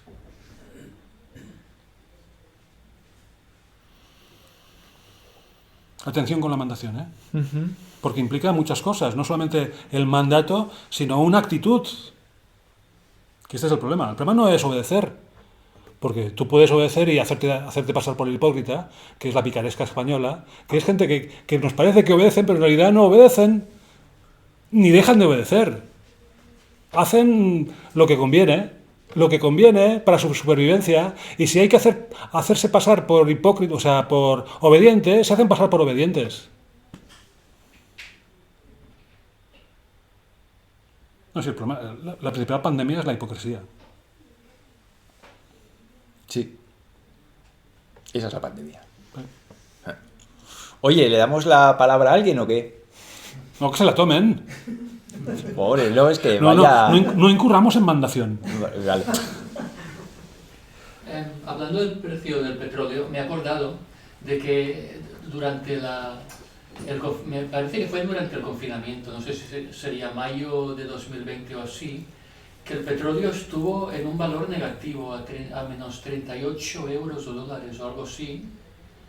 O sea que entonces, no sé, bueno, hubo esta noticia, pero después ya no sé qué pasó. ¿Fue subiendo o de repente volvió al precio normal o qué? Pero esto me ha hecho pensar este tema, ¿no? Y que, o sea, bueno, y que también el petróleo a precio negativo, o sea, que te daban pasta por llevarte un barril. O sea que, sí, no sé, era algo raro, pero Claro, pero puede también ser. En época de la pandemia en que estaba el valor negativo. Sí. O sea, No, que pero... se querían sacar el petróleo de encima y llévatelo. Almacenarlo costaba dinero y entonces tuve que... Sí, me acuerdo, yo me acuerdo, ahora me estoy acordando. Y claro, el asunto es, bajaba el precio del petróleo, per se, o sea, por el petróleo, pero el nivel de impuestos aumentaba para mantener el precio. Más o menos, el mismo precio que tenía. No, lo que está claro es que ahora el petróleo está más barato que hace 3 años y está más caro la gasolina. Está más caro que bueno, era caro. Ya. Entonces lo daban, bueno, no solamente lo daban, sino que ponía más barato para deshacerse de él. Ya. Porque incluso si lo tiraban era caro, porque no lo podían tirar. Ya. Fue una época muy corta, 2 o 3 meses, y era en plena pandemia y no sé. Bueno, fue algo así. Ya. Vale. Pasa que también tenían ido la versión oficial, ¿no? Realmente lo que pasó por ahí, pues no lo sabemos, ¿eh? Pero bueno, en principio la versión oficial era esta. Sí, también quería comentar, lo de la mandación vendría a ser así como una especie de chantaje emocional o como una complicidad, o sea, entre el que mandaciona y el mandacionado, como una complicidad, o sea, que los dos salen ganando de alguna manera o así, o al menos o sea, si tienen esto como los dos se benefician de esta... Claro, porque la supervivencia del mandatario consiste en que mande. Y la supervivencia del mandado es que obedezca. Pero también el mandado, Por lo tanto, las dos partes se necesitan. Pero el mandado saca algún beneficio, algún, no sé, dinero. El mandado, el obediente. Entra dentro, porque está dentro del sistema y ese sistema, con ese sistema gana algo o al menos no tiene problemas. Bueno, cree que no los tiene, Si el mandado abdica a su propio criterio para seguir una orden o un mandato que el mandador le da, y este mandato es perjudicial, el mandado incurre en irresponsabilidad con respecto a su propia vida. A cambio de vencer. Claro, tú tienes el mandato de pagar el 21% de cualquier cosa que compres en concepto de impuesto. Este es el mandato que tienes. Uh-huh. Si tú podrías decir, oye, pues no pago ese 21%. ¿Qué coño tengo que pagar el IVA? Yo ya pago los impuestos cuando recibo el dinero. Tú cobras y el gobierno se te lleva una parte por cobrar. ¿No? Tú cobras un sueldo y el gobierno dice, espera, ¿has cobrado dinero? Sí, pues una parte para mí. Y luego más tarde dicen, ¿qué estás usando el dinero? Pues si lo estás usando, una parte para mí. Porque eso es el IVA. Uh-huh. Entonces ¿por qué no sale nadie y dice, oye, yo no pago el IVA? Porque eso te pone en riesgo a ti. Igual lo de los camioneros porque acaba desembocando yo tengo en eso, amigos que no tienen carnet de conducir y saben conducir. Y conozco un par de personas que han conducido años sin tener carnet de conducir. ¿Por qué esto no es habitual? Pues así como pagar el impuesto de protección de la mafia, o sea, te dicen, bueno, si no pagas, pues tendrás problemas o te boicotearemos o alguna cosa de estas, ¿no? O sea, si pagas, a lo mejor tienes así unas ventajas y... Claro, tú pasas por el aro y yo te tocaré las narices como al resto de gente. Si no pasas por el aro, te las tocaré especialmente a ti. Este es el rollo. ¿Que no quieres pagar el IVA? Pues espérate que te tiro a 2 policías encima. ¿Que no quieres llevar la mascarilla? Pues espérate que te tiro a 2 policías encima. ¿Que no quieres... que ahora te ha dado por cortar un pino? Pues ahora te vendrán los de Icona y te meterán una bronca. O los que se llamen. O te mete una inspección de Hacienda. O sea, antes había hecho... Dejó de hacer la vista gorda como había hecho los otros años. O sea que en Hacienda a lo mejor pagabas así el IVA o pagabas un poquito y entonces me hacían la vista gorda en otras cosas y entonces si te pones así muy tocapelotas pues, o así desobediente, pues te hacen así una inspección de Hacienda que se te caen. Sí. Bueno, entonces, ¿cuál es el rollo? Yo lo que quiero es vivir tranquilo. Y si ahora me pongo rebotón, me voy a estar intranquilo, pues yo lo que quiero es vivir tranquilo. Excepto que ponerte rebotón y no ejercitarlo te deje más intranquilo. No, que veas tu vida en peligro. O sea, al final, ¿qué hay detrás de muchos negacionistas? Uh-huh. Me están llevando a un sitio que es peligroso para mi vida. Uh-huh. Y por eso me pongo rebotón.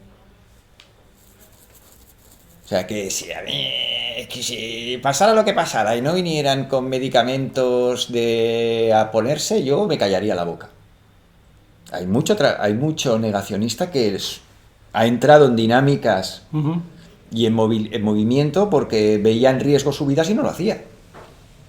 Hay otro negacionista que ha dicho, oye, que no te compro tu versión, que yo te sostengo otra, yo te ordeno los cromos de otra manera y tu versión no se sostiene. Uh-huh. Pero hay una gran parte que se ha activado porque ha visto en riesgo su vida. Yeah. Si no me reboto, me van a poner a mí un fármaco que no quiero yo probarlo. No, luego está también, aparte de la supervivencia, o sea, el cuidar de la propia vida, o el salvarla al menos, es que si tú ya en un momento dado... a ver, no te lo voy a plantear de otra forma. Una pregunta. Te lo voy a formular en forma de pregunta. Vale. ¿Tú cuándo empezaste a pensar? Yo muy pronto, tío. Hipótesis. La hipótesis que tengo entre manos es que empezamos a pensar con la primera mentira. O sea, con la primera mentira que vemos en casa, empezamos a pensar.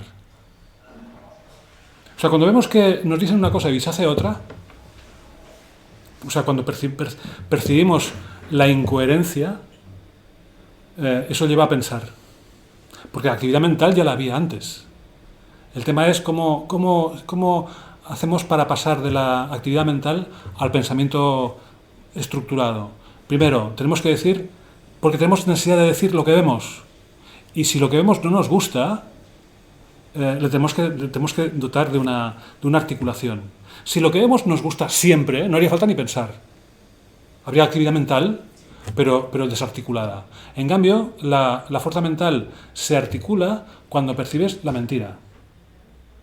¿Y quién busca la verdad? Pues al que le han mentido. Igual que una prohibición siempre es la antesala de lo que luego será un derecho. Por la misma razón.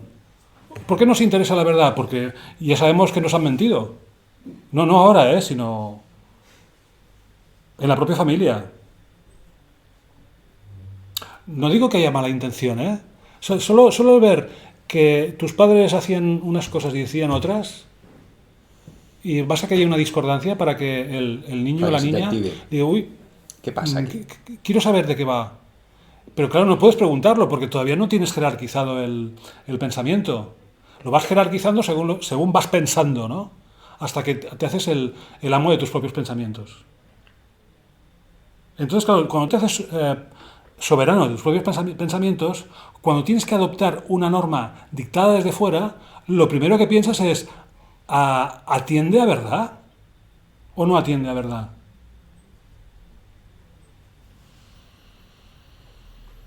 Es decir, que el que es disidente social lo fue primero de la propia familia. En algún modo, en algún modo. En mi caso, lo que acabas de explicar es súper...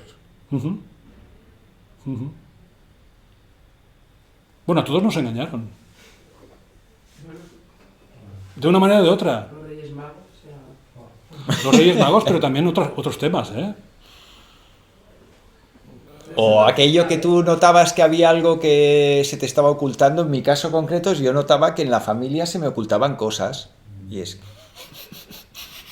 Sí, algo no funciona. Algo no... Aquí faltan datos. Sí. Gracias a que te engañaron, has pensado. Sí, igual fue eso. Pero claro, una vez le coges el gustillo, ya sigues pensando, y una de las formas de pensar es, esto no es correcto, aquí hay una incoherencia, no hagáis caso fácilmente de lo que os están diciendo porque es incoherente. Y a la que le dices a alguien la incoherencia de qué se trata, o la asume como una iluminación, o cae en una contradicción mayor. O sea que el pensamiento en realidad es una terapia. O sea, si ver una contradicción dentro de tu propia familia, o escuchar mentiras, o promesas que luego no se cumplen, porque una cosa es la mentira, orientada a tapar, y otra cosa es promover algo que luego no va a ocurrir en forma de promesa. También eso ilumina el pensamiento. De tal manera que cuando te veas a ti mismo que te prometen algo, alguien te promete algo y dices, alto. No me prometas, promuévelo, pero no me pongas una pancarta para que yo me fije en ti. Porque la mayoría de las promesas que alguien nos hace es afán de protagonismo por parte del que pronuncia la promesa. Sí. Todo político hace lo mismo. Totalmente. Cuando mi hermano era pequeño, quería que le compraran cosas. Espera, levanta más la voz. Todos los días quería que le compraran alguna cosa. Y mi madre vio que un truco le funcionaba, que era, mañana te lo compro. Sí. Hasta que mi hermano le dije, mamá, mañana me comprarás eso. Y ya entró en la rueda. Ya está, estaba asumido el engaño. Ya te lo digo yo, ya me autoengaño yo, ¿no?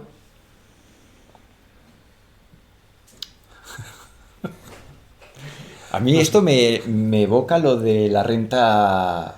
La renta fija. La renta No, fija. la renta... La renta vital esta. Esta. No te preocupes, que te pagarán por estar vivo. ¿Qué? ¿Que me van a pagar por estar vivo? ¿A cambio de qué?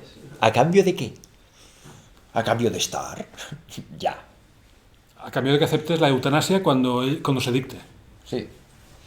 Esto es la fuga de Logan. Ajá. La fuga de Logan. Sí, que cada 30... ¿Habéis visto la peli? Cuando llegabas a los 33 te mataban. Ya está, como Cristo. ¿Quieres decir algo? Te miro a ti porque es la primera vez que te veo. Lo que también nos enseñaban antes... Espera, levanta la voz, que te pilla el micro. Lo que nos enseñaban antes era el sentido común. Ahora no lo enseñan. Mira, una de las cosas que me ha venido cuando estáis hablando es la vulnerabilidad. Por ejemplo, mi padre me dijo, os voy a enseñar a nadar, ¿vale? Porque sois vulnerables en el agua si no sabéis nadar. Entonces me enseñó a nadar, la orilla, tal, las corrientes, las rocas, los animales, no sé qué. Entonces tú ya sabes ir a nadar y te proteges. Eso también nos lo enseña. ¿Qué pasa en el momento que te ponen la banderita y te dicen, está roja, ya no te puedes bañar? Empiezas a desconectarte de esa realidad y del sentido común y de saber defenderte de esa...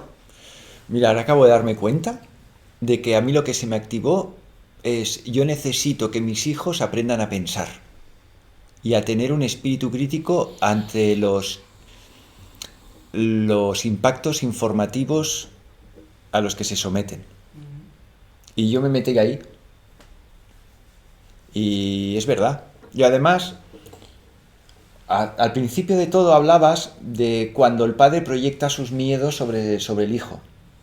Y esto me ha despertado a mí historias de ver que mi hijo íbamos por la calle con una pelota, la pelota se le iba y sale corriendo detrás de la pelota y está a 2 centímetros de que un coche lo atropelle.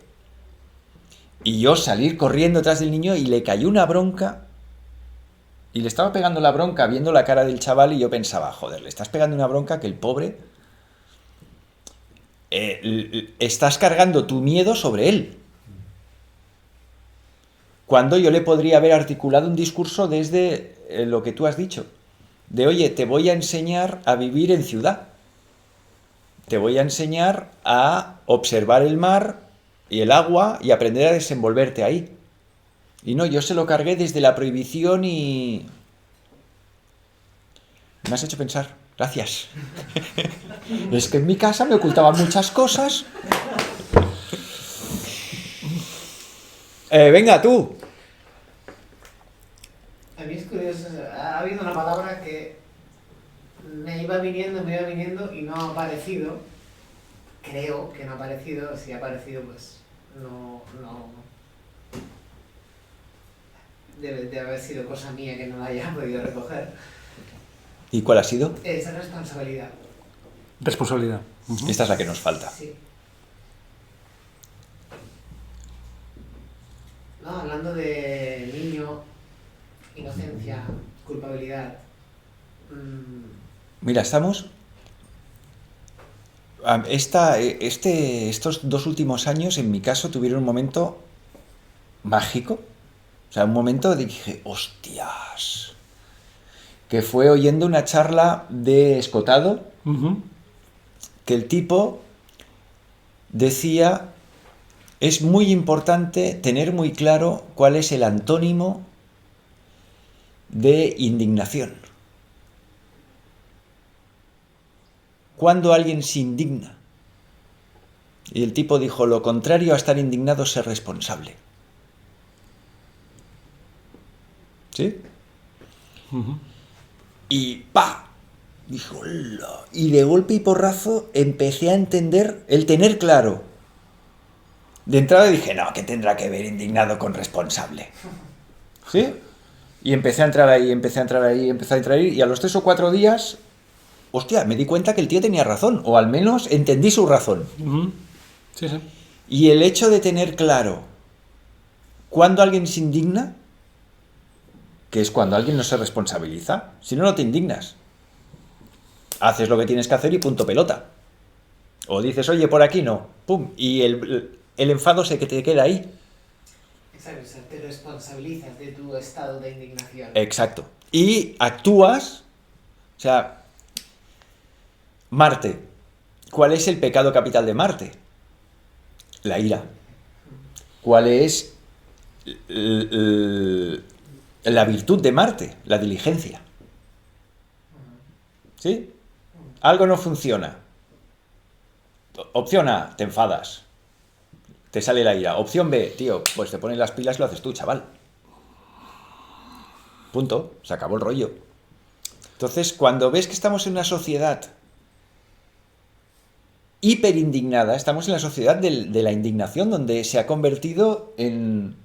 Están los indignados, coño. Sí, bueno, otra bandera más. Otra bandera más, pero hay una bandera que es la bandera de los indignados. Ahora le aplicas el discurso de escotado y es, vale, todos los que son indignados en el fondo están reconociendo su falta de responsabilidad. No, es que quiero que el Estado me lo arregle y me indigno. Quiero que fulanito hable bien de... Es que ¿cómo se te ocurre hablar mal de tal colectivo? Me indigno. Sí, pero es que volvemos al principio, lo de la inmadurez, es decir, la emocionalidad. Sí. Y la inmadurez van muy... Pero claro, si no te han dejado... Hay una parte en el desarrollo de la madurez del sujeto, que la ves en cualquier animal, que es la pelea. Tú ves los tigres y en el momento de maduración del animal, pues los cachorros de tigre, entre ellos se muerden, se arañan, se pegan.